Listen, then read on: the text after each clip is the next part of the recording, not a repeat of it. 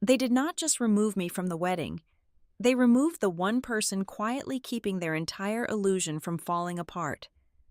My family thought cutting me out for aesthetics was a polished little cruelty. They never realized I was the only thing standing between their white linen and catastrophic liability. By sunrise, the celebration was no longer a party. It was evidence. And the brother who erased me was suddenly begging me to save him. My name is Alexandra Baldwin. I am 37 years old. I live in Chicago, and I make my living anticipating the exact moment things will fall apart.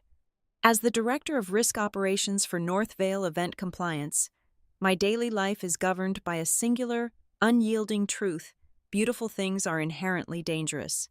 My firm handles permits, vendor clearance, insurance coordination, and liability control for luxury events across the Midwest. The clients who hire us are spending millions of dollars to create a fantasy. They want hanging gardens of exotic orchids, open-flame cooking stations in historic wooden barns, and midnight fireworks over dry summer fields. They see aesthetics. I see load-bearing limits, fire code violations, and catastrophic insurance claims. My job is not to be liked. My job is to be the invisible architect of safety. I am the woman who stays up until 2 in the morning reading the tiny print on a catering contract so that a billionaire's daughter does not face a massive lawsuit on her wedding day. It is a career built on hypervigilance, cold logic, and the quiet resolution of crises before anyone else in the room even realizes they are happening. At North Vale, my authority is absolute. When I say a structure is unsafe, it does not get built. When I tell a vendor their permits are invalid, they pack up their trucks and leave.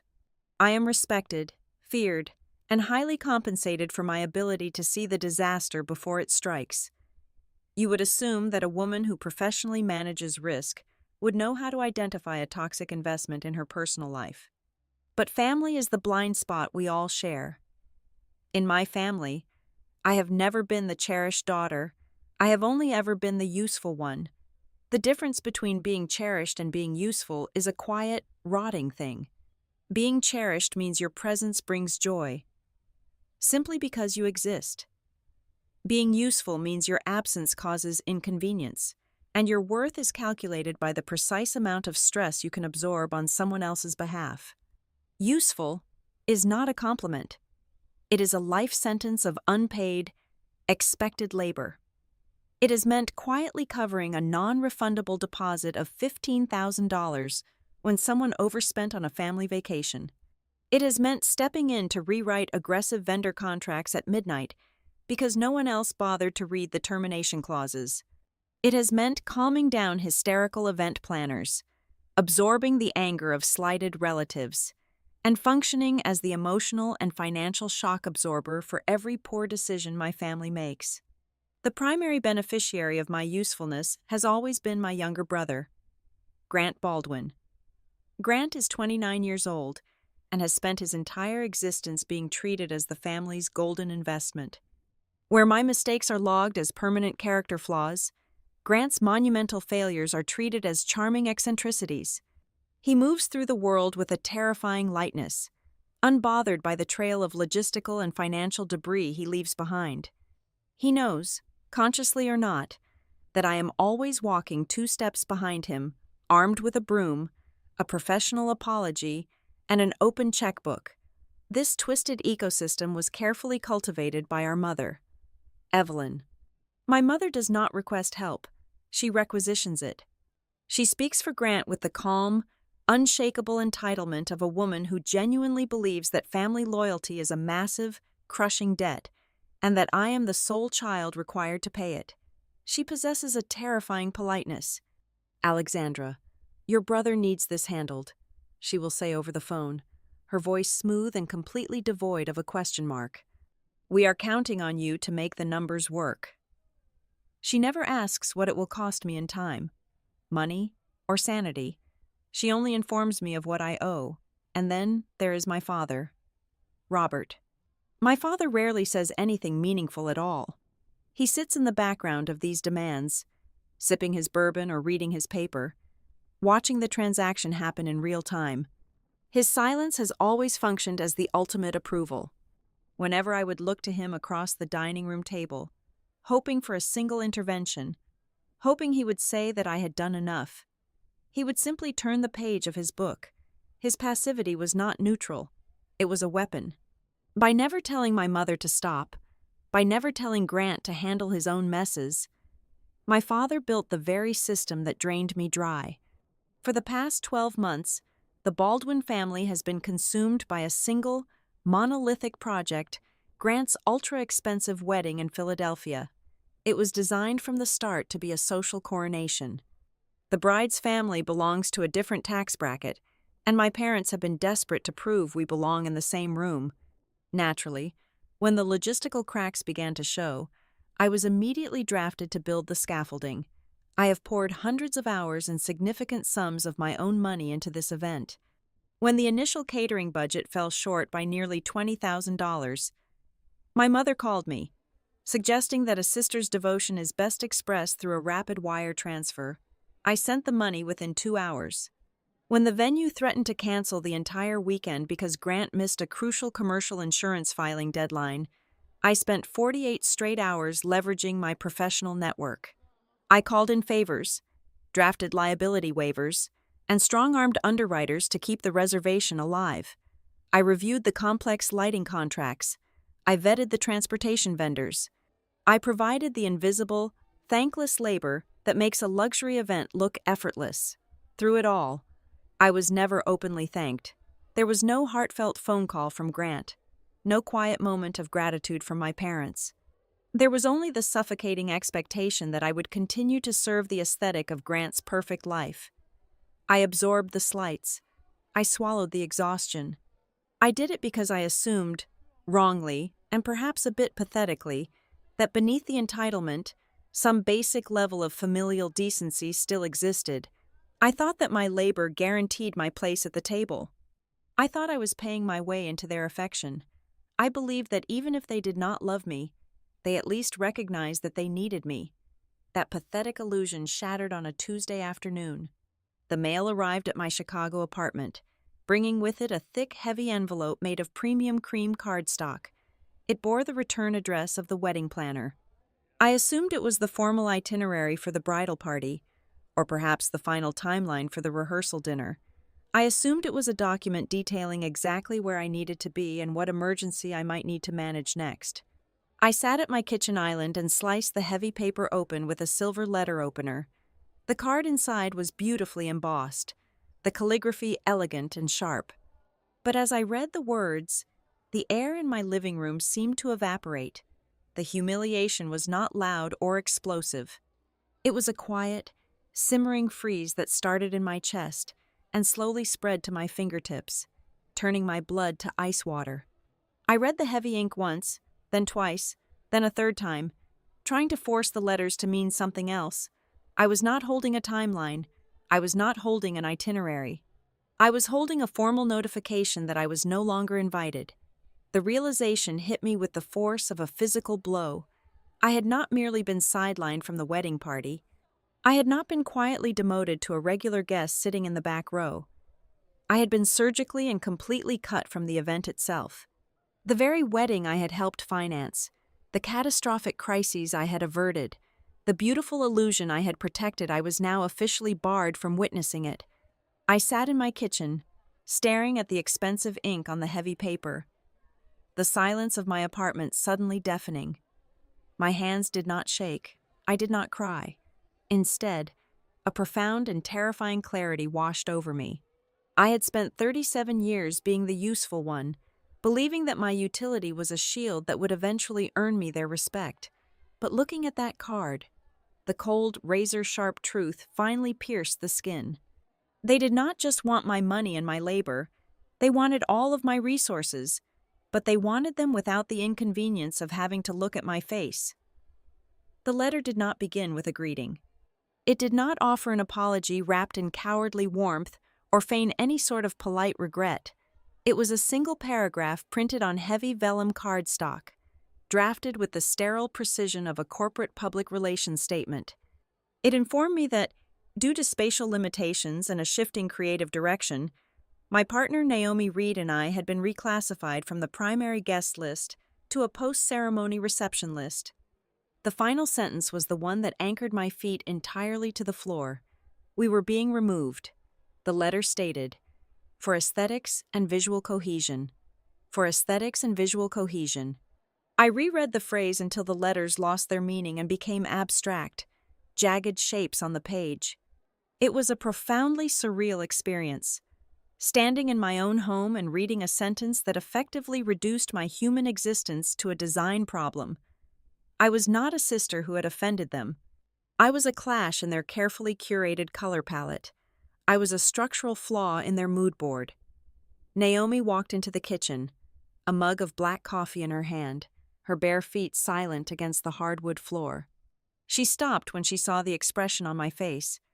Naomi is a forensic accountant, a woman who spends her days tracking hidden assets and untangling complex webs of corporate deception. She does not deal in messy emotional outbursts. She deals in cold ledgers and undeniable facts. She set her mug down on the granite island, took the heavy vellum from my rigid fingers, and read it in under 10 seconds. She did not gasp. She did not offer hollow platitudes about how there must be some terrible misunderstanding. Naomi immediately understood the exact nature of the transaction that had just occurred. This was never about seating charts or spatial limitations in a ballroom designed to hold 500 people. It was about erasing me from the family picture the exact second my labor was no longer required to build it. "They took the investment capital and cut the primary stakeholder," Naomi said quietly, placing the card face down on the counter.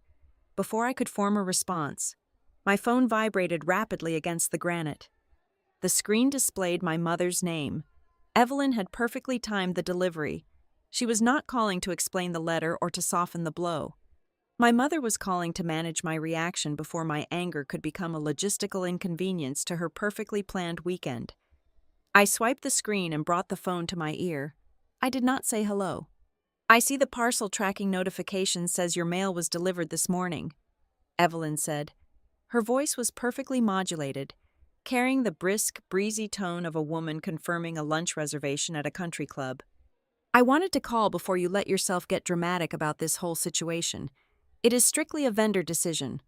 Alexandra." The production team felt very strongly about the visual flow of the ceremony. "The optic flow," I repeated. My voice sounded completely hollow, echoing strangely in my own ears. "Exactly," Evelyn continued, her tone lifting slightly, clearly relieved that I was not immediately shouting. "Grant and Sloan are under an immense amount of pressure right now. You know the Mercer family is very high profile in the city. There are corporate sponsors involved now. Alexandra, brand partnerships for the photography and the videography. The wedding must have a clean visual story for the publications, and frankly, we have to prioritize the guests from the bride's side to maintain those social relationships. You cut your own daughter from the wedding for a clean visual story," I said, stating it as a simple, objective fact, trying to see if saying the words out loud would make my mother realize how utterly monstrous they sounded. It did not. Evelyn simply sighed, releasing the sharp, impatient exhale of a martyr forced to deal with a slow-witted child. "Do not do this," my mother snapped, the breezy, polite tone vanishing instantly. "Do not make this weekend about you. Sloan has been incredibly stressed for weeks trying to pull this together. She has a very specific vision. It is a garden luxury mood, and she feels that your severe energy disrupts the atmosphere." She also mentioned that Naomi always looks too corporate. "You two simply do not fit the aesthetic of a soft, romantic weekend. You would look entirely out of place in the background of the sponsor photos." Severe energy, too corporate. I stood perfectly still in my kitchen, the morning sunlight catching the silver edge of the letter opener resting on the counter. The humiliation was a living, breathing thing inside me, burning through my chest and tightening my throat. But it was quickly being swallowed by a cold, crystalline clarity. "Where is Grant?" I asked. "Grant is at a final suit fitting," Evelyn replied quickly, far too quickly. "He is devastated, of course, but he completely agrees with Sloan that we cannot risk the vendor partnerships at this late stage." He knows you will understand. You are always the practical one." That was the exact moment the last remaining thread tying me to my family snapped. The severance was completely silent, but it was absolute. I realized, with terrifying certainty, that my 29-year-old brother had not defended me once. He had sat in a room with his bride and my mother, and he had nodded along as they decided I was too severe and too corporate to be allowed near the cameras. He had not defended me last week, when I paid the $4,000 shortfall to the rehearsal dinner florist because he had wildly miscalculated the floral budget. He had not defended me 3 weeks ago, when I resolved a catastrophic insurance delay that would have legally barred his caterers from entering the venue, single-handedly saving the entire weekend from total cancellation. He had watched me clear the path. He had stepped squarely on my back to get across the mud, and then he had locked the door behind him. "Alexandra, are you listening to me?" Evelyn demanded, her voice sharp and authoritative. "I need you to promise me right now that you are not going to send Grant some long, emotional message. He absolutely cannot handle any negative vibrations right now. I need you to step up and be the bigger person." "I will not send him a message," I said. My voice was completely flat. The temperature in the kitchen seemed to drop 10 degrees. "Good. I knew you would be reasonable about this. We will have the videographer send you the premium link to the live stream," Evelyn said, already eager to end the call now that the threat of a scene had been entirely neutralized. "I have to go. The linen vendor is being terribly difficult about the napkin folds." The line went dead. I slowly lowered the phone. Naomi was watching me. She had been watching me the entire time, her dark eyes tracking the minute shifts in my posture and the tension in my jaw. She did not step forward to offer me a hug, because she knows I hate being touched when my mind is racing. Instead, she leaned back against the counter, crossed her arms over her chest, and asked the one question nobody in my entire family had ever thought to ask me. "What do you want to do?" Naomi asked, her voice steady and grounding. "Not what do you need to fix. Alexandra, what do you want to do?" For 37 years, every single action I took was an immediate reaction to a family crisis. I fixed, I paid, I organized, I shielded, and I managed. My entire identity was built around stepping into the fire and pulling them out before they got burned. The concept of simply wanting something for myself, of acting solely on my own behalf, felt alien. It felt like a language I had forgotten how to speak a long time ago. I looked down at the expensive vellum card resting on the granite. I looked at the phone in my hand, a device containing a decade of bank transfer receipts, urgent vendor emails, and frantic midnight texts from a brother who treated me like a combination of a limitless ATM and an impenetrable legal shield. The initial humiliation was gone. The sharp sting of hurt was gone. What remained in their place was a frightening, absolute stillness. "Nothing," I said. Naomi tilted her head, a slow, deep understanding spreading across her face. When I said nothing, I did not mean I was going to sit in my apartment and cry over a missed party. I did not mean I was going to write a furious, tear-stained letter to the bride demanding an apology. I meant something far more dangerous. My family had spent my entire life assuming that my role as the relentless fixer was a permanent, unbreakable condition. They believed my loyalty and my labor were natural resources they could mine indefinitely, without ever having to maintain the soil or water the roots. They had confidently cut the anchor, completely unaware that I was the only thing stopping their fragile ship from drifting straight into the jagged rocks. I was finally done volunteering to be used. I was going to do absolutely nothing, and for a family that survived entirely on my invisible, uncredited labor, my sudden absence was going to be the most destructive force they had ever encountered. Instead of fighting, I did the one thing that frightened me more than the rejection itself. I went completely, absolutely quiet. Normally, my first instinct would be to draft a heavily bulleted email. I would demand accountability from every person involved. I would outline the sheer volume of my contributions, citing dates, times, and exact financial figures. I would beg, in my own rigid and structured way, for the respect I genuinely thought I had purchased. I actually picked up my phone, opened the message thread with my brother, and stared at the blinking cursor for several minutes. The urge to type a manifesto of my grievances was a physical pressure building right behind my eyes, but I did not type a single word. I did not send emotional texts demanding an explanation. I did not call my father to beg for intervention, and I did not leave a sobbing voicemail asking for basic respect. Crucially, I did not warn a single member of my family about the massive, structural support beams they were about to lose.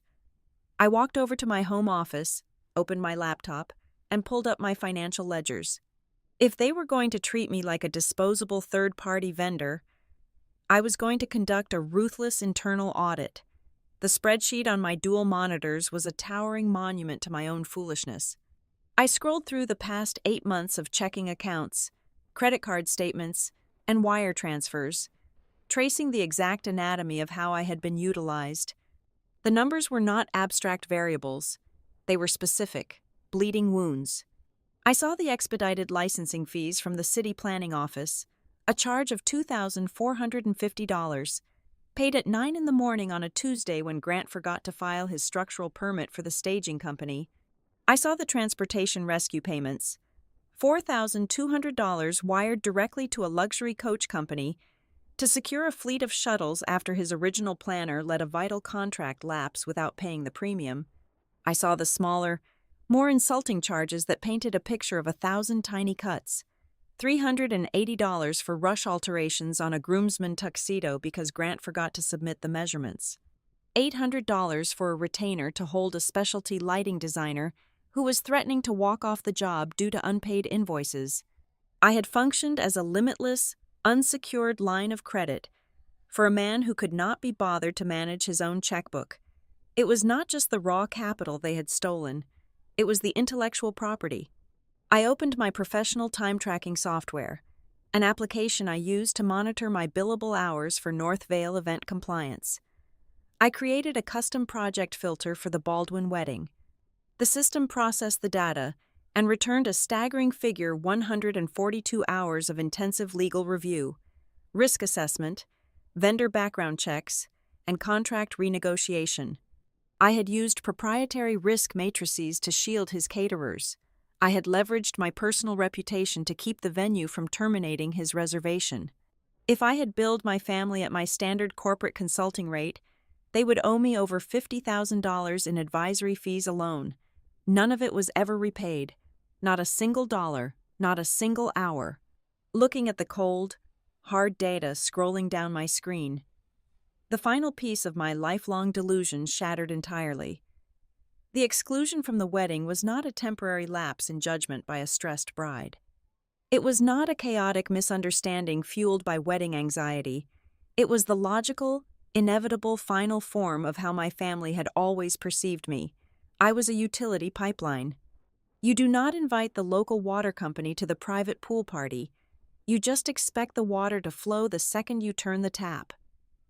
Naomi stood in the doorway of the office. She did not offer me a useless platitude or try to rub my shoulders.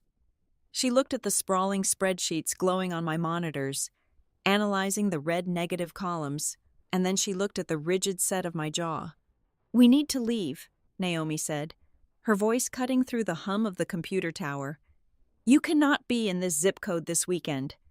You are going to make yourself sick waiting for the other shoe to drop." I wanted to argue with her. My entire nervous system was heavily conditioned to stay within a 5-mile radius of the active emergency.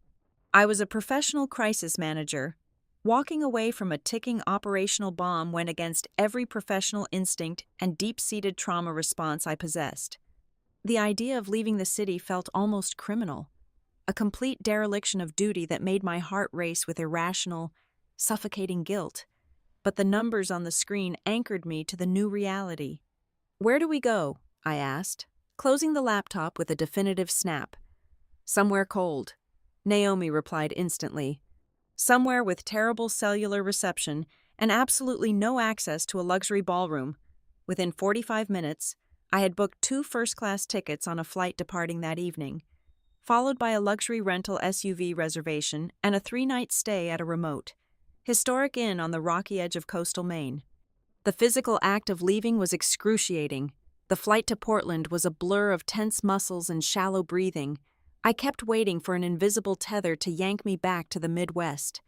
When we finally landed and picked up the vehicle, I insisted on driving. I needed the mechanical, focused task of navigating the dark, winding coastal roads to keep my mind occupied and my hands busy. As we drove further away from the city lights, the absolute darkness of the Maine coastline wrapping around the vehicle, my phone began to vibrate violently in the center console. The bright screen illuminated the dark leather cabin. It was Evelyn. My chest tightened instantly. A pathetic, lingering ghost of my old self desperately wanted to answer. Convinced that my mother was calling to apologize. Convinced the overwhelming guilt had finally caught up with her. I let it ring. The vibration stopped, then immediately began buzzing against the plastic again. When I did not answer the second call, the text messages started to arrive in rapid, demanding succession. Naomi picked up the phone, angling the bright screen so I could not read the notifications directly. "Read them," I told her, keeping my eyes fixed strictly on the yellow lines of the desolate highway. Naomi cleared her throat and read the messages aloud. Her voice deliberately devoid of any emotional inflection. "Alexandra, I need you to call me back immediately." Naomi read, "The venue coordinator is acting completely unreasonable about the custom welcome installation. They are claiming the structural brackets for the suspended floral archway violate their historical preservation rules. Did you not clear this with their internal engineering team last month? Grant is panicking. Send me the direct number for the regional manager you know." There was no inquiry about my emotional well-being. There was no mention of the fact that I had just been officially excommunicated from the family's defining social event. She was not checking on her discarded daughter. She was paging the IT department because the server had unexpectedly gone down. The custom welcome installation was a 2-ton vanity project made of welded steel and imported orchids, designed to hang directly over the primary egress route of a historic building. It was a massive liability risk, and I had explicitly warned them not to build it. "Is there another message?" I asked, gripping the leather steering wheel until my knuckles turned stark white. "Yes," Naomi said, scrolling down with her thumb. "She says I assume you are ignoring me because you are throwing a tantrum about the seating arrangements. This is incredibly selfish of you, Alexandra. Fix the installation issue with the venue manager, and we can discuss your attitude on Monday after the brunch." The sheer, staggering audacity of the demand hung in the quiet, climate-controlled cabin of the SUV. The old version of Alexandra Baldwin would have pulled the vehicle over onto the gravel shoulder immediately. I would have opened my encrypted work laptop right there in the dark. I would have made 3 aggressive phone calls, leveraged my professional reputation, bullied a regional venue manager into submission, and illegally secured the structural approval for their ridiculous archway. I would have compromised my own ethics just to prove my worth, desperately hoping they would finally see my value. I stared at the dark road ahead. The bright headlights cut through the thick, ancient pine trees bordering the highway. "Put the phone on airplane mode," I said. Naomi pressed the screen, and the device went entirely black. The silence that followed was heavy, absolute, and permanent. As the miles stretched on and the last traces of the urban world disappeared behind us, the tight, suffocating panic in my chest began to slowly recede. It was not instantly replaced by peace. Peace is a soft, comforting thing, and I was not remotely ready for comfort. What I felt as we drove deeper into the dark was space. It was a vast, terrifying, and fiercely exhilarating emptiness. It was the profound physical sensation that occurs when you finally set down a massive, crushing weight you have carried for your entire adult life. I was no longer holding up a corrupt system that was never built to love me. I was stepping back. I was letting the fundamental laws of gravity do their job. And gravity, I knew with absolute professional certainty, was going to be entirely merciless. To understand the precise nature of the catastrophe that was about to unfold, you have to understand the specific battlefield my brother had chosen. The Marigold Terminal is not merely a ballroom or a standard banquet hall. It is a fully restored early 20th century Beaux-Arts train station located in the absolute center of Philadelphia. It boasts 80-foot vaulted ceilings, imported Italian marble floors, intricately carved mahogany archways, and a labyrinth of heavily restricted historical preservation zones. It is a breathtaking architectural marvel, and because of its historical status, it is governed by a rulebook so suffocatingly strict and legally binding that most amateur event planners refuse to even attempt working there. North Vale Event Compliance does not own the terminal. We do not book the caterers. We do not arrange the seating charts, and we do not select the linen colors. However, for premium corporate clients and high net worth individuals hosting major events within those fragile, historic walls, my team oversees every single risk review, liability rider, and exception approval. We hold the absolute final authority on what is physically allowed to exist inside the building. If my department flags a structural or operational risk, the venue security teams will lock the doors and turn off the power. 9 months ago, when Grant first secured the prestigious reservation, I tried to do what I had always done. I tried to protect him. I invited him to my office in Chicago, bought him lunch, and handed him a heavily tabbed 200-page compliance binder.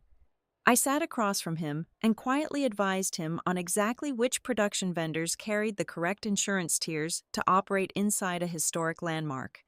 I outlined which city permits actually mattered, and I clearly defined which popular creative ideas would trigger immediate, non-negotiable termination clauses in his venue contract. Grant barely opened the binder. He pushed it back across my desk, checked his watch, and told me I was being entirely too rigid. He said he did not want a wedding that felt like a corporate board meeting. Instead of hiring a seasoned logistics expert who understood historical venue compliance, he hired Brenna Vale. Brenna is an image-obsessed planner whose entire professional portfolio consists of engineering viral social media moments. She does not read contracts. She curates visual atmospheres. She views safety regulations as optional suggestions that stifle her artistic genius. Grant later explicitly told our mother that he hired Brenna because he absolutely did not want me controlling the vibe of his wedding weekend. He wanted a visionary, not a compliance officer. The fatal flaw in that logic is that visionaries rarely understand the mathematical reality of structural engineering or federal law. Before Naomi and I drove away from the city limits of Chicago, while I was still sitting in my home office staring at the financial ledgers that proved my family's financial parasitism, I had logged into the North Vale Central Database one last time. I opened the active digital file for the Baldwin Mercer event. What I saw in the pending approval queue was a masterclass in catastrophic negligence. Brenna had submitted 3 specific requests that remained flagged, denied, and unresolved in our system. First, she wanted an after-hours rooftop photo session for the bridal party at midnight. The Marigold Terminal roof is a highly restricted, unreinforced architectural feature covered in original copper flashing. It has 0 guardrails, is incredibly slippery, and is strictly off-limits to anyone without a commercial tethering harness and specialized liability insurance. Second, she had ordered a suspended floral canopy for the main dining area. The vendor blueprints indicated the rigging would hold thousands of wet hydrangeas, heavy steel geometric frames, and a massive array of hanging glass candles. The total estimated weight exceeded the historical load limits of the ceiling joists by over 2,000 pounds. If it fell, it would not just ruin the aesthetic, it would be a mass casualty event. Finally, Brenna had contracted a private drone filming package to capture sweeping aerial shots of the guests arriving. The Marigold Terminal sits less than 5 miles from a major metropolitan flight path, placing it squarely inside heavily restricted federal airspace. A commercial drone operation of that size required special permits from federal aviation authorities, none of which had been filed, applied for, or approved. In any other timeline, the old version of Alexandra Baldwin would have immediately intervened. I would have picked up my phone on a Thursday afternoon and called the regional risk manager for the venue. I would have cashed in a decade of hard-earned professional goodwill. I would have drafted a secondary liability waiver for the roof. forced Brenna to reduce the floral weight by at least 50%, and bullied a federal contact into rushing an emergency airspace exemption. I would have softened the hard edges of their terrible decisions, absorbing their risks onto my own shoulders, and buying my family just enough unofficial grace to get away with playing by their own rules. But as I sat in the glow of my dual monitors, the heavy vellum exclusion letter resting near my keyboard, I realized the terrifying absolute power of my own position. I did not need to actively sabotage my brother. Sabotage requires effort. Sabotage implies a malicious, physical intervention. All I had to do was stop saving him. All I had to do was let the system function exactly as it was designed to function for ordinary people who do not have a guardian angel working in the risk management department. I opened a blank internal communication window. I addressed it to my senior compliance team, the regional legal director, and the automated archiving system. I did not write out of anger, spite, or sorrow. I wrote with the cold, lethal precision of a professional securing her own perimeter. Team, I typed, my fingers striking the keys with deliberate force. Effective immediately, I am formally recusing myself from all oversight, risk review, and exception approvals regarding the Baldwin-Mercer event taking place at the Marigold Terminal this weekend. A personal conflict of interest has arisen. I am no longer affiliated with the guest list or the execution of this contract in any capacity. You are instructed to manage this file strictly according to standard operating procedure. Grant no exceptions. Waive no guidelines. Do not forward any emergency requests, vendor appeals, or venue inquiries to my personal or professional devices. Please confirm receipt. Within 3 minutes, my team lead replied with a simple acknowledgement. The legal director added a digital stamp of approval. The system logged the timestamp, locked the file, and officially removed my authorization credentials from the event portal. I closed the laptop, the screen going black. That single, dispassionate email was the most destructive thing I had ever written in my entire life. It was the invisible hinge upon which the entire weekend would violently swing. My family genuinely believed that my title, my expertise, and my influence were permanently attached to their surname. They viewed my professional capital as a magical force field they could summon at will, even after they had explicitly banned me from the premises.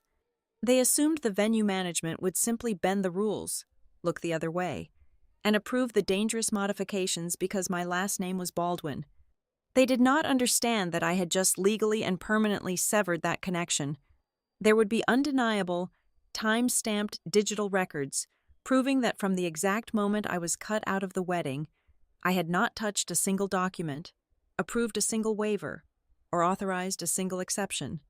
I was wrapping myself in Kevlar while my family was eagerly striking matches in a room completely flooded with gasoline. As Naomi and I drove further into the dark, silent coastal roads of Maine, the sheer magnitude of the trap my brother had built for himself finally settled over me. Brenna Vale was going to keep pushing her luck, assuming my invisible hand would quietly catch her when she fell. Grant was going to act with the supreme, blinding arrogance of a man who had never once in 29 years faced a truly closed door. They were going to walk straight into the unforgiving machinery of a historic venue's security and legal apparatus, completely stripped of the one person who knew how to turn the machine off. I did not feel vindictive, and I did not feel triumphant. I felt like a seasoned meteorologist watching the barometric pressure drop on a radar screen, knowing the hurricane was already making landfall, and knowing, for the first time in my entire existence, that I was safely outside the evacuation zone. The coastal inn we found in Maine sat perched on a jagged shelf of dark rock, overlooking a stretch of the Atlantic Ocean that looked like hammered iron under the gray sky. There were no sirens, no traffic hum, and absolutely no luxury ballrooms within 100 miles. The silence was absolute. For someone whose entire adult life had been scored by the frantic ringing of a mobile phone and the escalating panic of other people, that level of quiet did not feel like a vacation. It felt entirely unnatural. It felt like walking through a minefield and suddenly realizing you could no longer hear the click under your boot. For the first 24 hours, My body went through genuine physical withdrawal. I paced the wide plank floorboards of our rented cabin. I kept bracing myself for the inevitable surge of adrenaline, expecting the emergency to reach across state lines and pull me forcefully back into the fire. My thumb twitched with the phantom urge to refresh my email client, to check the venue portal, to call a vendor and confirm a load-in time. I was a specialized machine suddenly unplugged from the wall, and the residual electricity had nowhere to go. Naomi did not crowd me. She sat by the stone fireplace with a thick hardcover book, letting me wear a track into the rug. She knew better than to tell me to relax. You cannot tell a person who has spent 3 decades bracing for impact to simply drop their shoulders. I had not yet turned my phone completely off. It sat face up on the pine coffee table, the screen locked. I was not opening any messages, but I could not stop myself from reading the brief, illuminated fragments that flashed across the glass. They were scattered transmissions from the front lines, leaking through extended relatives and group chats I had forgotten to mute. My aunt sent a confused text asking why she had been forced to sign a media release waiver just to enter the rehearsal dinner. A cousin posted a cryptic complaint about blinding ring lights and brand photographers swarming the cocktail hour. Through these fractured glimpses, the horrifying scope of Sloane's new vision came into focus. Without my severe energy dragging down the mood, the bride had drastically upgraded the wedding. It was no longer a celebration. It was a fully sponsored social media spectacle. There were influencer guests I had never heard of, #quotas, and whispers of a heavily hyped midnight reveal. They were treating a heavily regulated, early 20th century historical landmark like a rented warehouse. I would only piece together the exact anatomy of their recklessness later, during the formal depositions. But as the sun dipped below the main horizon that Saturday evening, the fatal gears in Philadelphia were already turning. Grant was operating under a spectacular delusion of invincibility. During the rehearsal, when the venue coordinator had nervously pointed out that several new production elements lacked final safety clearance, my brother had simply laughed. He waved a hand in the air, a gesture of supreme, inherited arrogance, and loudly proclaimed to the surrounding vendors that the rules did not apply to his event. "Do not worry about the red tape," Grant had boasted, sipping a cocktail. "My sister handles that side. She is the director of compliance. It is all taken care of." He truly believed it. He believed my protection was a permanent atmospheric condition, like oxygen. He thought he could banish me from the room but keep my invisible shield. The mechanism of their actual destruction, however, was handed to them by the person who always tried to avoid the blast radius, our father. Robert hates conflict.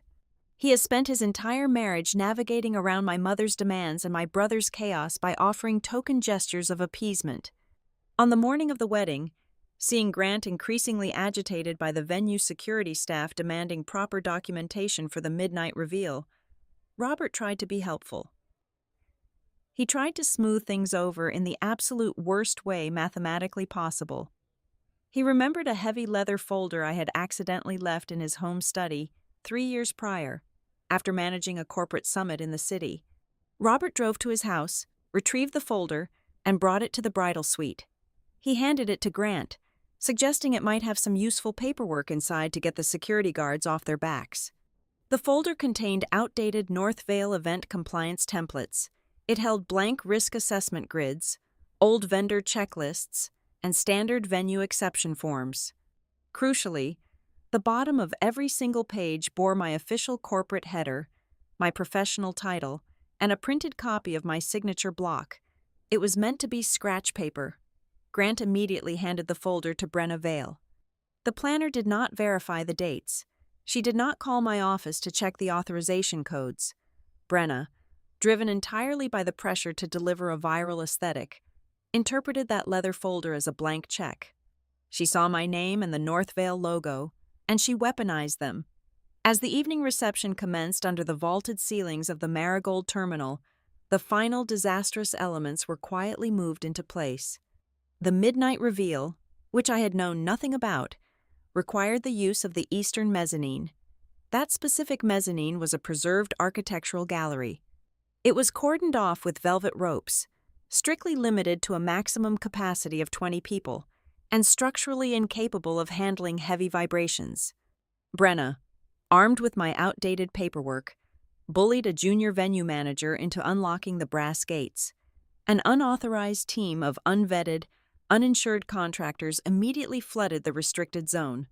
They began hastily assembling a secondary sound system, hauling in massive steel speakers, heavy lighting rigs, and rolling bars stocked with full kegs. Outside, despite the immediate proximity to restricted federal airspace and the complete lack of aviation permits, a private commercial drone operator arrived. He unloaded a heavy, multi-rotor camera drone in the venue courtyard, preparing to launch it over the arriving guests for the perfect aerial shot. Inside the main dining hall, the most dangerous gamble of all was finalized. The custom floral canopy, a suspended monstrosity of wet greenery, glass, and steel, was hoisted directly above the primary dance floor. The venue's structural engineer had explicitly denied the final sign-off, warning that the rigging points on the historic plaster ceiling were never designed to hold 2 tons of dead weight. Brenna simply attached one of my old, signed compliance templates to the vendor invoice and told the rigging crew to pull the chains. They were building a literal trap. They were overloading historic load-bearing beams, violating federal aviation laws, and breaching restricted preservation zones, all while using my stolen professional identity as their universal hall pass. They assumed I was sitting in my apartment in Chicago, furiously monitoring my email, ready to jump in and fix any administrative hiccups before they became actual problems. They assumed the safety net was securely fastened beneath them. They did not know that I was sitting on a cold wooden porch in Maine, wrapped in a thick wool blanket, listening to the dark ocean crash against the rocks. My phone lit up one final time on the table next to me.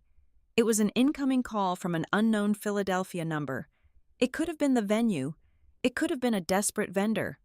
It could have been the first crack in the dam. I stared at the glowing screen for a long time.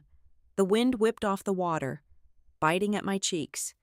I thought about the thousands of hours of my life I had surrendered to keep that specific ringtone from sounding. I thought about the phrase, aesthetic cohesion. I picked up the device. I did not decline the call. I simply held the power button down on the side of the casing. The screen prompted me to slide a red bar to confirm the shutdown. I dragged my finger across the glass. The device vibrated once, a final, dying pulse, and then went entirely black. I placed the useless piece of glass and metal back on the pine table. I had finally done the one single thing my family had never mathematically calculated for. I was officially offline. I took a deep breath of the freezing, salty air, and for the first time in 37 years, I let them fall. I woke up at 6 a.m. to a sound that did not belong in the quiet coastal atmosphere of Maine. It was not the crash of the Atlantic tide against the rocks, nor was it the wind moving through the heavy pine trees outside the cabin window. It was a sharp, synthetic ringtone. The noise was not coming from my personal cellular device, which remained a lifeless, deliberately deactivated piece of glass on the nightstand. The sound was coming from my encrypted corporate phone, a secondary device I kept powered on solely for catastrophic emergencies at North Vale event compliance. I sat up, the heavy wool blankets falling away from my shoulders. The cold air of the room hit my skin, but the sudden chill that anchored my stomach had nothing to do with the temperature. I reached into my leather travel bag, pulled out the vibrating device, and looked at the illuminated screen. The caller identification displayed the name Marcus Sterling. Marcus was North Vale's regional legal manager for the Eastern Seaboard. He was a man who spoke exclusively in liabilities, indemnities, and court summons. He did not make social calls at dawn on a Sunday. If he was dialing my secure line, a multi-million-dollar disaster had just occurred. "This is Alexandra," I answered, my voice carrying the rasp of sleep, but none of the hesitation. "Alexandra," Marcus said, completely skipping any polite introductory greetings. His voice was tight, clipped, and deeply serious. "I need you awake and entirely focused. The Marigold Terminal event in Philadelphia was forcibly terminated by venue management at 11:45 last night. The remaining fog in my brain vanished instantly, replaced by a sudden, sharp procedural shock. A forcible termination was the nuclear option in luxury event management. It meant the venue had not merely asked the guests to lower the music. It meant they had pulled the emergency levers to stop an active, ongoing threat to the property. "Define forcibly terminated, Marcus," I said, swinging my legs over the edge of the bed and pressing my bare feet against the freezing wooden floorboards. Marcus began reading from a preliminary incident report, delivering the clean, brutal facts with the dispassionate cadence of a medical examiner detailing a fatal crash. There were multiple, severe breaches of the primary contract. At 10 o'clock, unauthorized production vendors accessed the loading docks without security clearance. Shortly after, a heavily restricted architectural zone on the eastern mezzanine was breached for an unapproved after-party setup. When the venue security director attempted to shut down the illegal mezzanine operation, a physical confrontation occurred between the groom and the security staff. The words hung in the quiet room, a physical confrontation. My brother had not just ignored the rules. He had actively fought the people enforcing them. It escalated rapidly from there, Marcus continued, the grim rhythm of his report unbroken. The groom and several individuals on his side of the bridal party flatly refused to clear the restricted area. The venue enacted their zero-tolerance safety protocol. They cut the primary electrical power to the entire ballroom and contacted the Philadelphia Police Department. My stomach seized. The pristine, aggressively curated, sponsor-heavy spectacle that my mother and the bride had sacrificed my dignity to protect had ended with uniformed police officers marching through the dark, dismantling the illusion. The aesthetics had been completely destroyed by their own blinding entitlement. "The Marigold Terminal management has officially locked down the site," Marcus said. "They have aggressively preserved all closed-circuit television footage, digital entry keycard logs, incident reports, and vendor manifests. They are preparing a massive indemnity claim against the client for breach of contract and property endangerment. But that is not why I am calling you on the secure line. Alexandra." He paused, and a terrible, suffocating silence settled over the cellular connection. "During the preliminary review with the venue's legal counsel an hour ago," Marcus finally said, "they produced the clearance paperwork the wedding planner used to bypass the initial security checkpoints earlier in the day. One of the documents authorizing the restricted mezzanine access and the heavy rigging installations is a North Vale internal exception form. It contains your name, your corporate header, and your direct signature block." The air left my lungs in a sudden, violent rush. The residual hurt of a discarded sister evaporated instantly, burned away by the sheer, staggering magnitude of what they had done. They had not just stolen my labor or insulted my presence. By using a forged document bearing my professional signature to bypass strict historical safety regulations, they had legally implicated me in a massive corporate liability crisis. In that exact fraction of a second, the fundamental architecture of my mind shifted. The woman who had spent 37 years absorbing family trauma, managing emotional crises, and quietly paying for other people's mistakes ceased to exist.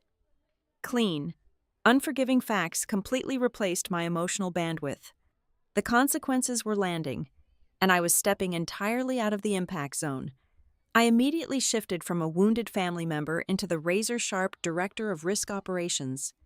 "Marcus, listen to me very carefully," I said. My tone dropped an octave, carrying the absolute, unyielding authority of a woman securing her own perimeter. "That document is a fraudulent construction. I formally recused myself from that event file on Thursday afternoon. There is a time-stamped digital record in the North Vale Central Database proving I relinquished all operational authority and locked my credentials out of the portal." "I saw the recusal email in the system log," Marcus confirmed, the tight anxiety in his voice loosening significantly now that he knew I was not criminally negligent.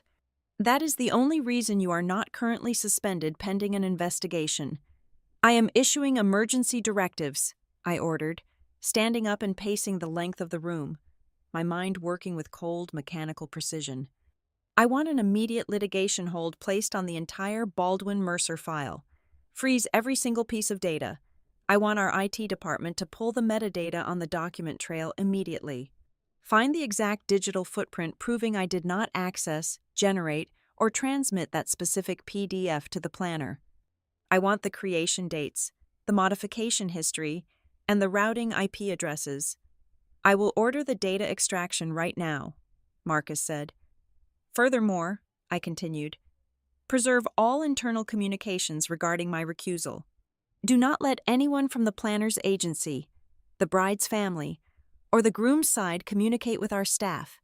Any incoming calls are to be routed directly to the legal department. We are building a fortress, Marcus. Understood, he replied. We are locking it down from our end, but you need to brace yourself for the external fallout. Alexandra, this situation is significantly worse than a mere contract dispute over a party. During the physical confrontation on the mezzanine, one of the venue security employees suffered a minor shoulder injury when he was shoved against a marble pillar by someone in the groom's party. The police took a formal statement from the victim. We are looking at potential assault charges and a personal injury lawsuit, which drastically changes the insurance liability landscape. I stopped pacing and stared out the window at the dark, churning ocean, a physical injury. The machinery of their recklessness was no longer just grinding up financial resources. It had actively harmed an innocent person simply trying to do their job.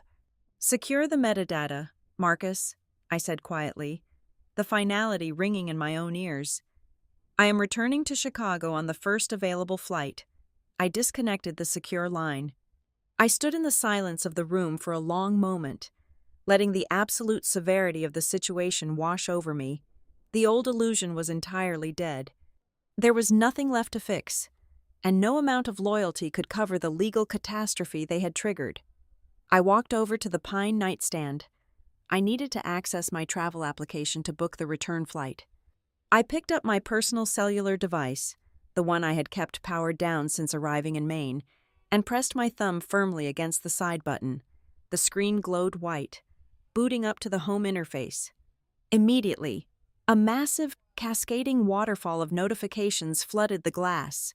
Missed calls, frantic text messages, and urgent voicemails piled up in a chaotic blur of digital panic. Before I could even swipe to unlock the screen and open my flight itinerary, the device vibrated violently in my palm, the sudden movement almost startling me into dropping it. The screen flashed bright, cutting through the dim morning light of the bedroom. I stared down at the glass. My phone was lighting up with Grant's name. I stared at the screen. The glowing letters spelling out my brother's name felt like an artifact from a past life. I swiped the green icon and brought the glass to my ear. I did not say a single word. Alexandra. Grant's voice cracked immediately. The suffocating arrogance he had worn for 29 years was completely gone. He was not angry. He was genuinely, fundamentally terrified. He was breathing so fast I could hear the sharp intake of air echoing off the walls of whatever room he was hiding in. I am here, I said. My voice was completely flat, devoid of any sisterly warmth or professional urgency. Everything is destroyed, Grant stammered, the words tumbling out in a frantic, unstructured rush. The terminal management locked us out. There are police incident reports. The Mercers are threatening to pull the trust fund allocations because Sloan is having a total breakdown in the hotel suite. And Brenna is telling everyone that you gave us the green light. She is telling the venue lawyers that you verbally approved all the structural changes last week. You have to call them. Allie, you have to call the regional director and tell them Brenna is telling the truth. You have to fix this. He was still operating under the delusion that I was his personal crisis actor, ready to blindly read the script he handed me. Stop talking, I said. The absolute stillness in my tone acted like a bucket of ice water. The frantic rambling on the other end of the line ceased. I am not calling anyone, Grant.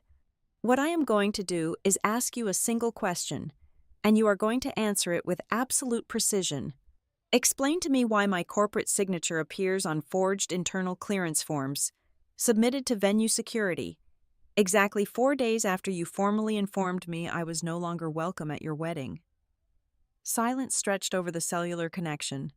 It was a thick, guilty silence. It was not a forgery, Grant finally mumbled, his voice dropping into the defensive register of a cornered child. Dad brought a folder from your old office stuff. Brenna said it was standard boilerplate paperwork. She said the venue just needed to see a North Vale logo to get the loading dock doors open for the vendors. It was a miscommunication. I did not know she was going to use your actual signature block for the restricted mezzanine approval. You handed an unvetted planner a folder containing my proprietary corporate templates to bypass federal and historical safety regulations. I translated, stripping away his cowardly phrasing. I was desperate, Grant shouted, the terror suddenly curdling into desperate, irrational anger. Sloan was screaming about the aesthetic flow, and the security guards were being impossible. And where were you? You vanished. You abandoned your own family at the absolute worst possible moment. If you had just been there, none of this would have happened. You were supposed to manage the venue staff. Before I could dissect the breathtaking audacity of a man blaming me for my absence at an event I was explicitly banned from, the phone fumbled. I heard the sharp rustle of fabric, and then a new voice cut through the line. Alexandra, this has gone far enough. It was Evelyn. My mother had commandeered the device, and she was already stepping into her role as the supreme architect of our family's alternative reality. Her voice was not frantic like Grant's. It was laced with venomous disappointment. Your brother is in the middle of the most traumatic morning of his life, Evelyn declared, her tone rigid with absolute, unyielding authority. The Mercer family is treating us like common criminals, and you are interrogating him over trivial administrative paperwork. This entire scandal is a direct result of your cruelty. If you had swallowed your pride, if you had just acted like family and showed up to support the visual story of the weekend, you could have prevented the police from humiliating us. I stood by the window of the main cabin, listening to the freezing wind rattle the glass panes. I heard the words with absolute, terrifying clarity. It was the old script, playing out word for word. I was supposed to absorb the damage. I was supposed to protect the golden child. I was supposed to erase my own boundaries, accept the blame for a fire I did not start, and immediately start writing checks to put it out. I was removed from the guest list for aesthetic cohesion, I reminded her, the words tasting like ash. I legally recused myself from the North Vale operational file on Thursday. I have zero liability here. Evelyn, do not use that corporate tone with me, my mother snapped. You are his sister. You will call the venue. You will validate the paperwork, and you will make this lawsuit go away. Grant did not mean any harm. He just needed the aesthetic to work. I could hear Grant pacing in the background. His voice drifted through the microphone, slightly muffled but carrying a revelation so profound it almost knocked the wind out of me. Tell her to just backdate the approvals, Grant yelled in the background. I did not think it was a big deal. I assumed she would just fix the paperwork on Monday morning like she always does. The emotional crack did not happen in my voice. It happened deep in my chest. It was the final, devastating fracture of my entire 37 years in that family. He did not forge my name because he hated me. He forged my name because he genuinely viewed my professional identity, my legal standing, and my entire career as a bottomless administrative cleanup crew that belonged entirely to him. He built a catastrophic, dangerous structure, assumed it would collapse, and confidently expected me to sweep up the broken glass after the party was over.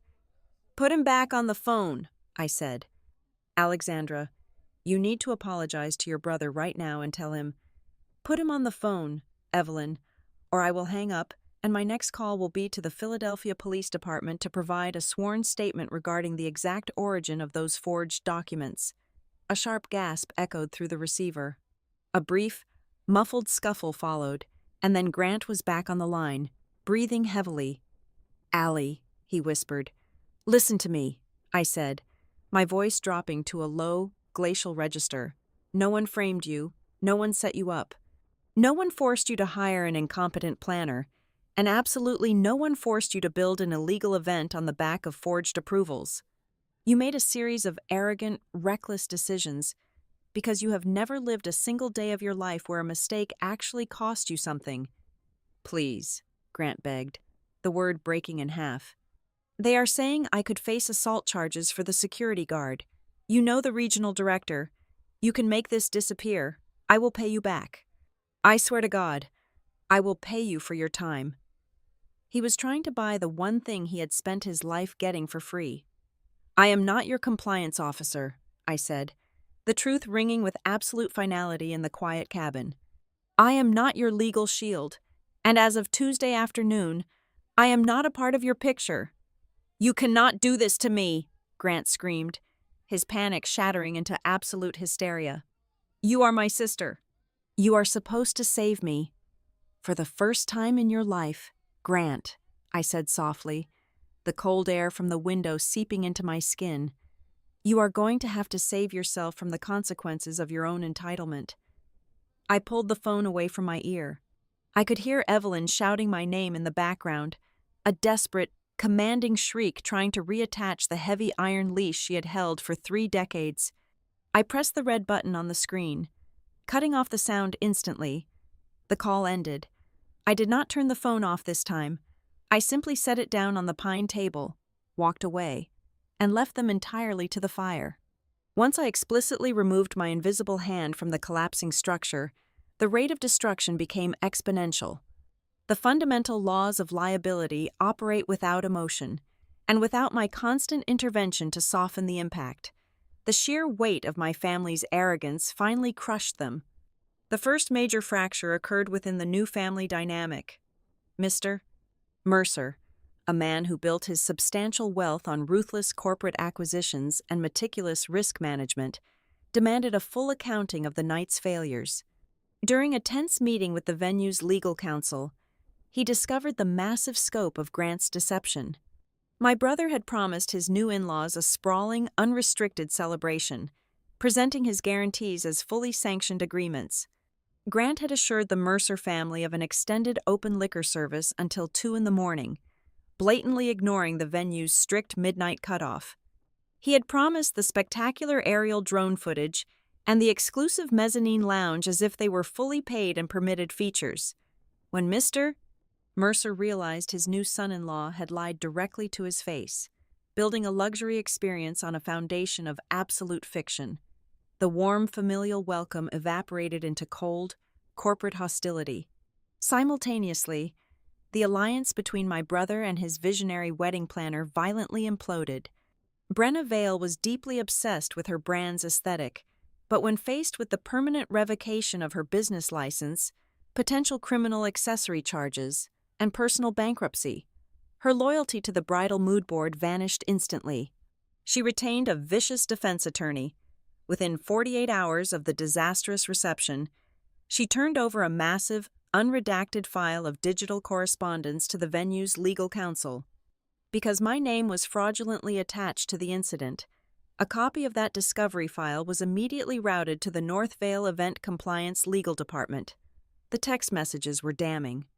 Grant had not been a passive victim of a disorganized planner. He had been the active architect of the fraud. In one specific exchange, sent exactly 3 days before the ceremony, Brenna expressed concern about the historic preservation security team blocking the heavy floral rigging. Grant's written reply was captured in high-definition screenshots. "Do not worry about the security desk," Grant wrote. "Just use Alexandra's paperwork language from the old files. Cut and paste her signature block onto the venue letterhead. Nobody at the loading dock will question it if it looks like she approved it." He had explicitly orchestrated the forgery. He knew exactly what he was doing, and he assumed his position as the golden child would permanently insulate him from the legal fallout. The physical proof of that forgery arrived on my desk the following afternoon. Marcus Sterling forwarded the comprehensive forensic IT report. The metadata embedded in the fraudulent clearance PDF was a digital fingerprint that destroyed any remaining narrative of a simple administrative misunderstanding. The document was not created by my office, nor was it generated on any North Vale corporate server. The file was assembled on a consumer-grade laptop using an outdated, localized scanning application. The origin point was traced directly to my parents' home internet network. When confronted with the indisputable digital trail by the venue's aggressive attorneys, my father finally broke his lifelong silence. Robert Baldwin, the man whose passivity had functioned as a silent weapon against me my entire life, was forced to speak on the record. He did not speak to defend my stolen professional identity. He did not apologize for facilitating the theft of my corporate signature. Instead, he offered a pathetic, crumbling justification that perfectly encapsulated his entire role in our family ecosystem. I just gave him the folder because I thought it would help smooth things over. Robert told the attorneys during his preliminary deposition. He genuinely believed that handing my brother the exact tools required to commit corporate fraud was merely a fatherly gesture meant to ease wedding day tensions. He thought violating federal safety protocols was an acceptable alternative to telling his son no. The structural damage, however, was not limited to legal filings and forensic metadata. The social facade my mother had so ruthlessly protected imploded from the inside out. A bridesmaid, exhausted by the bride's tyrannical behavior during the disastrous weekend and furious over being questioned by police officers, leaked a highly damaging voice memo into a private social circle. The audio file escaped containment within an hour. Naomi received the file from a mutual acquaintance and played it for me in the kitchen of the main cabin. It was a recording of Sloane, taken roughly a week before the wedding, complaining bitterly to her bridal party over drinks. Her voice was sharp, entitled, and dripping with venomous vanity. "We simply have to cut her," Sloane declared on the recording, the ice clinking in her glass clearly audible over the background noise. "She is too sharp. She is entirely too old-looking, and she is genuinely bad for the visual softness of the portraits. I cannot have that severe energy ruining my brand. We will just tell her it is a space issue." The audio spread quietly but ruthlessly through the group chats and email threads of both extended families. It entirely obliterated the polite, cultivated fiction that I had been removed due to seating constraints or vendor limitations. It exposed the raw, superficial cruelty at the very core of their celebration. The extended relatives who had previously urged me to be the bigger person were suddenly silenced by the undeniable proof of Sloane's profound vanity. The final, fatal blow to the Baldwin-Mercer union was delivered by the financial sector. Luxury event insurance policies are bound by incredibly strict clauses regarding material misrepresentation. Because Grant and Brenna had utilized unauthorized contractors, forged safety documents, bypassed security checkpoints, and willfully breached restricted architectural zones, the primary insurance underwriter declared the policy entirely void. The carrier formally denied every single claim associated with the event. The financial protection they assumed was bulletproof evaporated overnight. The Marigold Terminal immediately issued a devastating, multi-page demand letter. The invoices detailed the physical damages to the historical plaster caused by the illegal rigging, the massive overtime fees for the emergency security response, the legal costs of the police intervention, and the projected indemnity costs associated with the injured security employee. The total liability stretched into the hundreds of thousands of dollars. The Mercer family, completely disgusted by the deception, the police presence, and the viral humiliation of the leaked audio clip, officially closed their accounts. They stated, through their own formidable legal counsel, that they would not subsidize a disaster caused entirely by Grant's fraudulent behavior and my parents' complicity. My mother and father, who had already severely overextended their personal credit lines to buy their way into the Mercer social circle, were left holding an explosive financial liability with absolutely zero leverage. By the end of the first week, Grant's highly anticipated, ultra-expensive perfect wedding was no longer a celebration, nor was it a cherished memory. The perfectly curated garden luxury aesthetic was completely erased. In its place was a brutal, undeniable chain of collection invoices, sworn legal statements, leaked audio clips, and police incident numbers. They had desperately wanted a clean visual story for the cameras. They had finally gotten one, written entirely in black and white legal text, and absolutely nobody in the family could spin it into elegance. When Naomi and I finally boarded the flight back to Chicago, the air inside the cabin felt completely different than it had on the way out. I was no longer vibrating with the phantom anxiety of a crisis I was expected to manage. I landed in the Midwest not as a wounded daughter, but as a sovereign entity. For the first time in my adult life, I did not rehearse a grand speech in my head.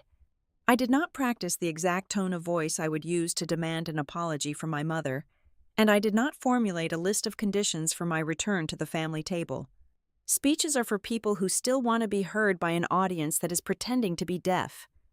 I was done speaking to them entirely. Instead, I took deliberate, mechanical actions. Sitting in the back of the airport car service on the drive to my apartment, I opened the settings on my personal device. I selected my mother's contact profile, scrolled to the bottom of the screen, and pressed block. I did the very same thing with Grant. I blocked my father, my aunt, and my parents' main house line. I sent no warning text. I left no final, theatrical voicemail. I simply cut off every digital way in. When we arrived at my building, I did not go straight to the elevators. I walked directly to the concierge desk and spoke to the head of building security. I requested a formal update to my resident file. I instructed him that under no circumstances, regardless of the excuse provided, was anyone claiming to be a member of my immediate family allowed past the lobby doors without my direct, written authorization. I handed him a list of names. He nodded, logged the directive into the security matrix, and that was that. The fortress was secured. At the office the next morning, I fortified my professional perimeter with the same ruthless efficiency. I sat in a glass-walled conference room with Marcus Sterling and the Director of Internal Auditing for North Vale. I formally turned over every single relevant digital record, email timestamp, and encrypted server log, proving the exact minute I had filed my recusal before the event took place. I handed them the unassailable proof that I had intentionally blinded my own access to the operational files. The internal audit took exactly 48 hours to conclude.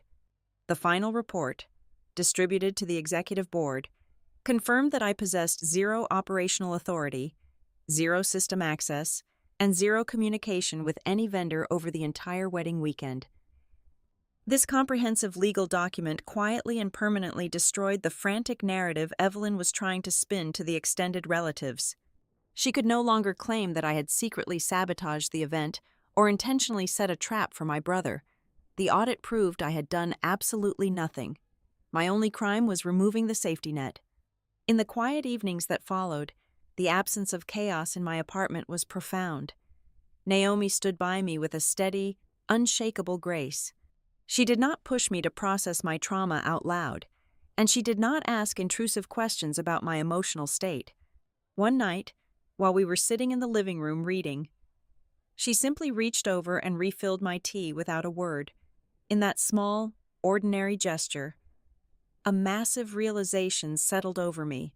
I began to understand how entirely different love feels when it is not strictly tied to your usefulness. For my entire life, affection was a currency I had to earn by solving a problem. Naomi loved me simply because I was sitting in the room, as the financial and legal realities of the ruined wedding began to crush my parents. The secondary wave of family communication attempted to breach my walls. Because my direct lines were blocked, extended relatives began reaching out through my corporate assistant, who politely screened and forwarded the voicemails to a secure folder, or they sent long, guilt-drenched messages through social media platforms I rarely checked. My aunt sent a sprawling, multi-paragraph message detailing how the family image was in tatters. A cousin left a voicemail begging me to step in because the legal fees were bankrupting the estate. The recurring theme in all of these frantic dispatches was a variation of the same phrase. "You have to forgive them, Alexandra. Your mother is suffering." I sat at my desk and listened to the audio files, feeling absolutely nothing but a cold, clinical fascination.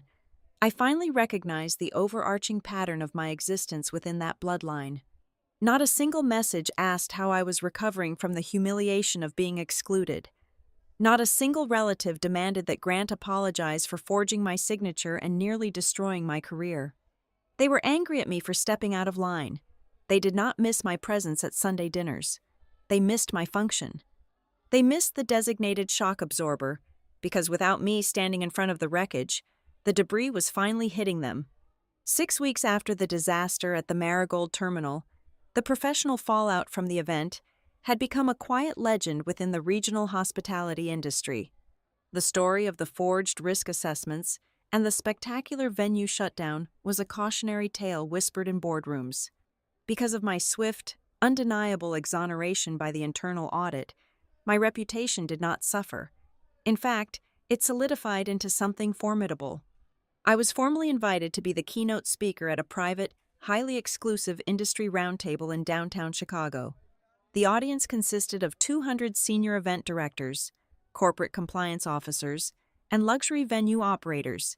The requested topic was the danger of boundary failures and forged approvals in high-stakes environments. I accepted the invitation. I stood at the acrylic podium under the bright ballroom lights, looking out at a sea of seasoned professionals. I wore a perfectly tailored charcoal suit. I did not feel severe, and I did not feel too corporate. I felt exactly like the woman I was always meant to be. I did not name my brother. I did not mention my mother, the bride, or the specific historical venue in Philadelphia. I did not need to. I spoke entirely about the architecture of risk. The most dangerous threat to any structural integrity is not a sudden storm, I told the silent room, my voice projecting clearly through the microphone. It is the culture of the informal exception. It is the arrogant assumption that the rules of gravity do not apply to a specific client because of their surname, their aesthetic vision, or their perceived social value. I looked across the front row, holding their attention with absolute ease. We operate in an industry that demands perfection, I continued, but we must recognize the fatal cost of entitlement. When we allow unqualified individuals to bypass safety protocols in the name of visual cohesion, we are not providing luxury service. We are participating in a fraud. I paused, letting the silence emphasize my final point. It was the strongest speech of my life, born from 37 years of suppressed observation. There is a pervasive myth, I said, my tone sharpening into a blade, that competent, capable women exist solely to clean up the recklessness of others. That our professional expertise is a public utility meant to shield entitled people from the natural consequences of their own terrible decisions. It is our duty to shatter that myth. True risk management is not about catching someone when they deliberately jump off a ledge. It is about having the professional courage to step back, secure your own perimeter, and let them hit the ground. The applause that followed was not polite or obligatory. It was a resonant, thunderous validation from a room full of people who understood exactly what it cost to hold the line. I stepped away from the podium, my posture perfectly straight, requiring absolutely no one's approval to know my own worth. The final reckoning did not take place in a courtroom, but in the sterile, aggressively air-conditioned conference room of a corporate mediation firm in downtown Philadelphia. It was exactly 4 months after the disaster at the Marigold Terminal. I had flown in from Chicago the night before, bringing Naomi not as legal counsel, but as my anchor. I was not there as a defendant. I was there as a subpoenaed witness for the venue, a status that terrified my family more than any lawsuit ever could. Before we even reached the heavy glass doors of the mediation suite, the desperate ambushes began in the reception lobby. Grant's defense attorney, a man whose expensive suit could not hide the profound weakness of his case, intercepted me near the elevators. Grant stood slightly behind him, looking 10 years older and entirely hollowed out. "Alexandra," Grant said, his voice entirely stripped of its usual arrogance, "we just need you to look at this affidavit." His lawyer slid a single sheet of paper across the reception desk. It was a pre-drafted legal statement claiming that, despite my formal recusal, I had provided informal verbal approval for the mezzanine alterations and the structural rigging. They were asking me to commit perjury to save him. "It keeps the matter civil," Grant pleaded, stepping closer but keeping his distance when Naomi shifted her stance. "It protects the family name. If you just sign it, the venue's insurance will have to cover the damages. And the criminal charges against me for the security guard will be dropped to a misdemeanor. Please, Allie. Just this one last time. Before I could verbally reject the absurd request, Evelyn materialized from the hallway. My mother had lost her polished country club composure. She looked frantic. True to her nature, she immediately began to cycle through every version of control she had ever utilized against me. First, she begged, tears spilling over her carefully applied makeup, telling me my brother's life was effectively over if I did not help. When I remained entirely silent, the tears vanished, instantly replaced by vicious threats. She hissed that I would be permanently disowned, that I would be written out of the trust, and that no one in the extended family would ever speak to me again. When the threats bounced off my complete indifference, she reverted to weeping, loudly lamenting how she had failed to raise a daughter with a loyal heart. Then, my father approached. Robert looked at the floor, unable to meet my eyes. He reached out a trembling hand, then let it fall back to his side. "I never meant for it to go this far, Alexandra," Robert muttered, his voice barely audible over the hum of the lobby ventilation. "I thought handing him that folder was just a harmless shortcut." I looked at the man who had silently watched me bleed for 3 decades. I realized, far too late for him to ever change, that his passivity was not a defense. His silence had been the primary engine that drove us all to this exact moment. By refusing to ever enforce a boundary, he had taught my brother that boundaries simply did not exist. "I am not signing a fraudulent document," I said, my voice carrying the calm, absolute authority of a woman who no longer feared their disapproval. "I am not protecting the family name, because the family name is currently attached to a massive liability claim that I had absolutely nothing to do with. You will have to face the room without me." I walked past them and entered the mediation suite. Once everyone was seated around the massive oak table, the venue's lead counsel took absolute control. The lawyer did not yell. He did not posture. He simply opened a thick binder and laid out a chain of evidence so chronologically flawless and legally devastating that the air seemed to drain directly out of the room. He presented a blown-up printout of my formal recusal email, complete with the digital timestamp, proving I had locked my credentials out of the system exactly 48 hours before the ceremony. He slid a copy of the forged PDF across the table, pairing it with the forensic metadata report, tracing its creation directly to my parents' home internet protocol address. He displayed the contractor access logs, proving Brenna Vale had used the forged document to bully the security staff into opening the restricted mezzanine. Then, he played the final card. It was a printed screenshot of Grant's own text messages to the wedding planner, sent just days before the event. The venue's legal team had obtained it during the discovery phase of Brenna's separate lawsuit against my brother. The lawyer read the words aloud into the silent room. "Do not worry about the security desk," the lawyer read, quoting Grant's exact message. "Just use Alexandra's paperwork language from the old files. Cut and paste her signature block onto the venue letterhead. She will make the paperwork disappear on Monday morning." Sitting on the opposite side of the table, Sloan Mercer turned entirely pale. The bride had spent the last 4 months aggressively blaming the venue, the vendors, and even me for ruining her visual aesthetic. But staring at the undeniable proof of Grant's premeditated fraud, the final illusion shattered. She realized, in real time, that her new husband had not just bent a few venue rules. He had actively lied to her powerful family about what was actually approved, and ruthlessly used my professional identity as a human shield. Sloan stood up from the heavy leather chair. She did not look at Grant. She looked directly at her own father, who was sitting next to her with a face carved from stone. "We are leaving," Sloan said. Her voice was cold, completely devoid of the garden luxury softness she had prized so highly. "I am absolutely done with this." The Mercer family walked out of the mediation, and with their departure, the entire house of cards violently collapsed. The marriage effectively imploded before it ever truly began. Within a week, Sloan would file for an annulment based on fraudulent inducement.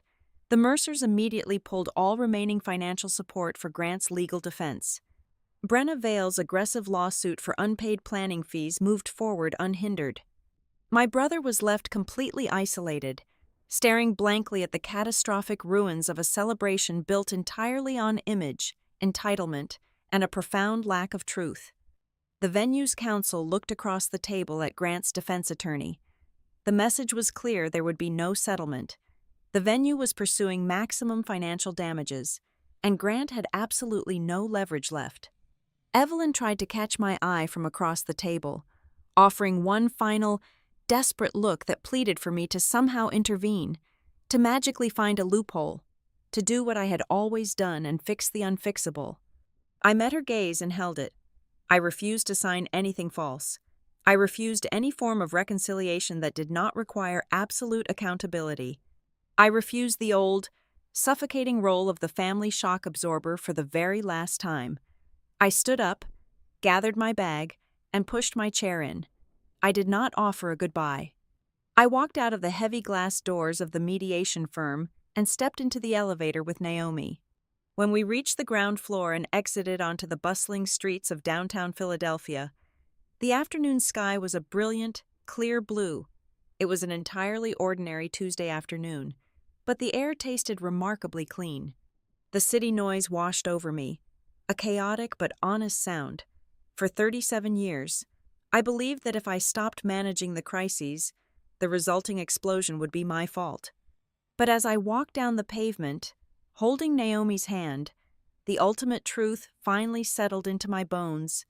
I did not ruin my brother's perfect wedding. I did not destroy my family's social standing. I simply stopped holding the rotten structure together long enough for everyone to see exactly what it really was. Thank you so much for listening to this story today, and please let me know in the comments where you are listening from so we can interact and share our thoughts together. If you enjoyed this journey, please subscribe to Helena Revenge Stories, like the video, and support the channel even more by pressing the hype button so this story can be heard by more people.